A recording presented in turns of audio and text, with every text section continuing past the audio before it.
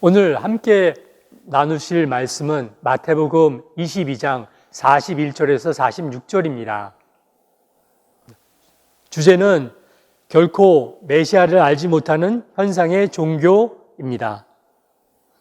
저희가 이 테이블을 오랫동안 보아왔습니다. 오늘은 제가 마무리하는 주고 오른쪽에 있는 메시아의 질문에 대해서 나누시겠습니다. 메시아의 질문은 종교인을 무너뜨리는 질문이 아니라 스스로 자신의 모순과 한계를 보게 하시는 질문이었습니다. 종교의 문제는 본질을 잃은 평면성입니다. 형식과 제도는 붙들지만 하나님의 생명과 깊이는 보지 못합니다. 사람이 거듭나지 아니하면 하나님 나라를 볼 수 없다.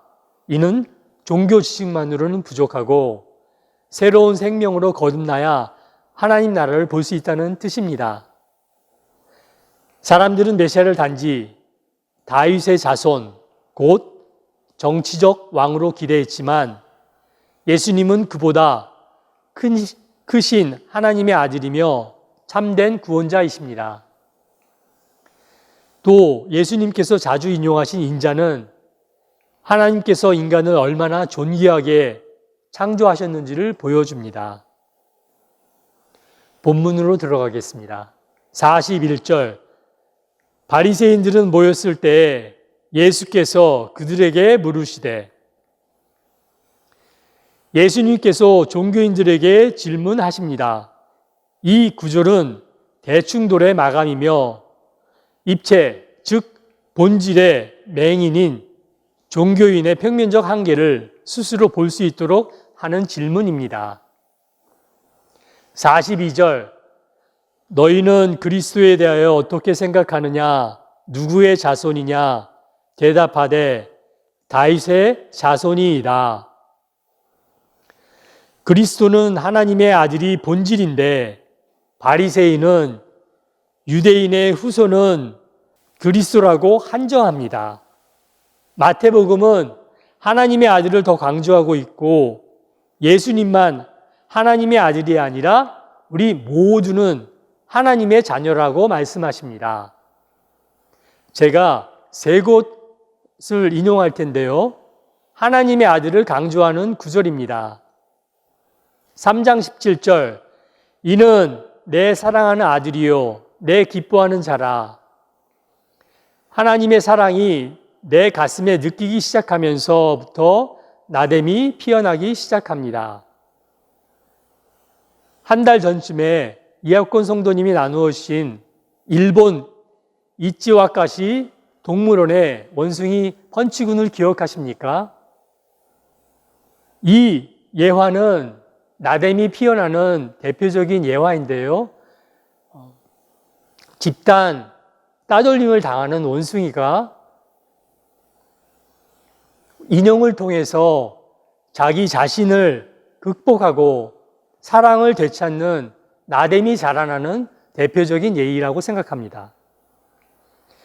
두 번째 구절입니다. 11장 27절, 내 아버지께서 모든 것을 내게 주셨으니 아버지 외에는 아들을 아는 자가 없고 아들과 또 아들의 소원대로 계시를 받는 자 외에는 아버지를 아는 자가 없느니라. 이 구절에서 아버지와 아들을 강조하시죠. 세 번째, 17장 5절, 말할 때에 호련히 빛난 구름이 그들을 덮으며 구름 속에서 소리가 나서 이르시되, 이는 내 사랑하는 아들이요 내 기뻐하는 자니 너희는 그의 말을 들으라. 이 구절에서는 아버지와 아들 사이에 진한 신뢰와 사상이 느껴집니다. 예수님은 하나님의 아들로서 유대 민족만의 구원자가 아니라 온 세상을 위한 메시아이심을 드러내셨습니다. 이는 민족과 시대를 넘어서는 우주적 메시아의 선포입니다. 반면에 당시 많은 사람들은 메시아를 단지 유대 민족을 위해 세상을 정복하고 현실적인 승리를 이루어줄 존재로만 이해하고 있었습니다. 43절, 이르시되 그러면 다윗이 성령에 감동되어 어찌 그리스도를 주라 칭하여 말하되 44절 주께서 내 주께 이르시되 내가 내 원수를 내 발 아래에 둘 때까지 내 우편에 앉아 있으라 하셨도다 하였느냐. 제왕 시편이라 불리는 시편 110편에 영원한 제사장이 왕이신 메시아를 승리한 노래 시편입니다. 1절에서 너는 내 오른쪽에 앉아 있으라 하셨도다. 메시아는 하나님께서 주신 승리를 이 땅 가운데 이루어 가시는 분이며 창조 세계의 완성된 영광을 이어받으시는 분입니다. 우리는 세상의 방식처럼 다투어 이기는 길이 아니라 성경이 보여주는 길은 무저항 비폭력입니다.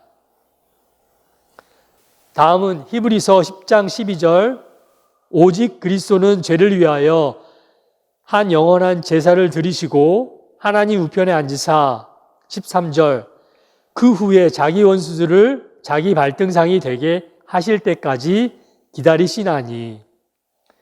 이곳에서 제사는 희생을 나타나며 십자가를 의미합니다. 눈에 보이는 세계를 넘어 하나님 안에는 시간과 공간의 제한이 없습니다. 그러므로 하나님 우편에 앉아 계신 그리스도 안에서 하나님의 뜻은 이미 완성을 향해 이루어지고 있습니다. 다윗이 싸움으로 왕권을 세웠다면 그리스도는 사랑과 순종으로 왕이 되신 분입니다. 권리를 쟁취하신 분이 아니라 하나님의 약속으로 세워주신 왕이십니다. 사람은 권리만 주장하며 갈등하게 되지만 그리스도는 사랑과 희생의 길을 걸으셨습니다.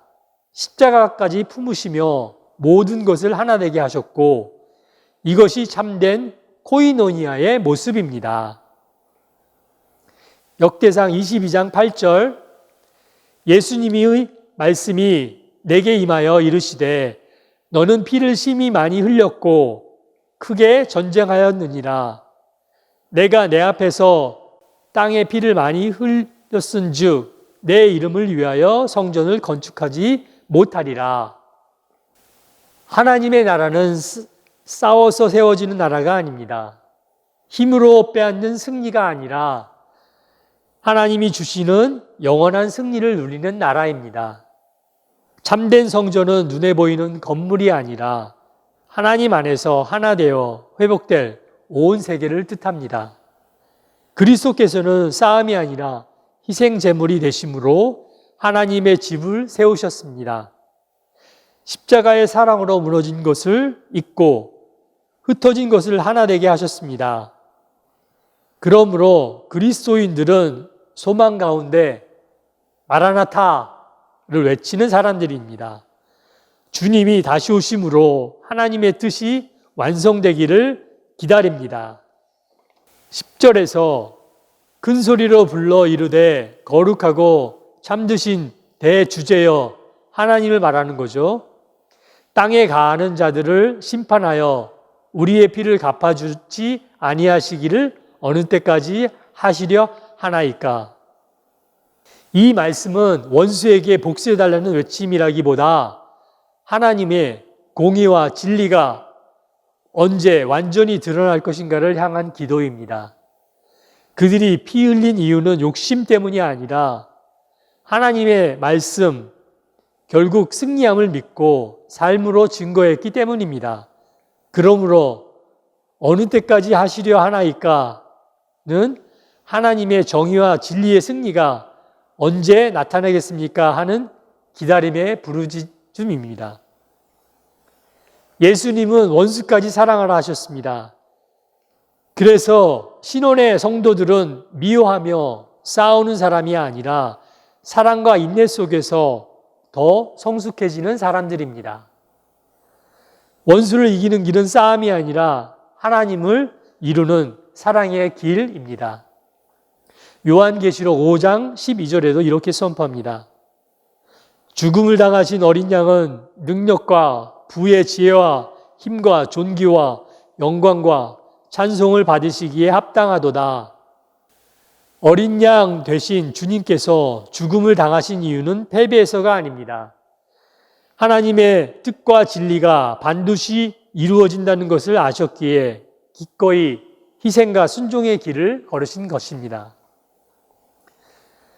45절 다윗이 그리스도를 주라 칭하연즉 어찌 그의 자손이 되겠느냐 하시니, 예수님은 이 질문으로 사람들의 좁은 메시아 이해를 깨우치십니다. 그들은 메시아를 단지 다윗의 혈통, 후손으로 생각하고 나올 왕으로만 생각했습니다. 그러나 다윗이 메시아를 주라 부른다면 메시아는 단순히 후손이 아니라 다윗보다 크신 분입니다. 예수님은 메시아가 역사 속의 인물이 아니라 시간과 혈통을 넘어선 하나님의 아들이며 참된 왕이심을 드러내셨습니다. 곧 그리스도는 다윗의 계보로 오셨지만 다윗보다 먼저 계시고 위에 계신 분입니다. 46절 한마디도 능히 대답하는 자가 없고 그날부터 감히 그에게 묻는 자도 없더라. 참된 진리 앞에서는 할 말을 잃게 됩니다. 즉 종교인들은 유구무원했습니다. 예수님은 논쟁에서 이기신 것이 아니라 참된 권위가 하나님께로부터 온다는 것을 보여주셨습니다. 그래서 더 이상 묻지 못했습니다. 참된 실제 앞에서 거짓과 허상의 설 자리가 이렇기 때문입니다. 나는 가이드입니다. 나는 본질을 보는가, 현상을 보는가, 실제를 보려면 어떻게 해야 하는가 나누어 보세요. 마무리 기도를 함께 드리겠습니다.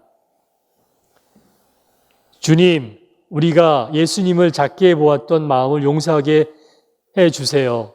참된 왕이시며 구원자 되신 주님을 바라보게 하시고 내 힘이 아니라 성령의 인도하심 따라 살게 해 주세요. 말씀을 듣는 자를 넘어 순종하는 참 제자가 되게 하여 주세요.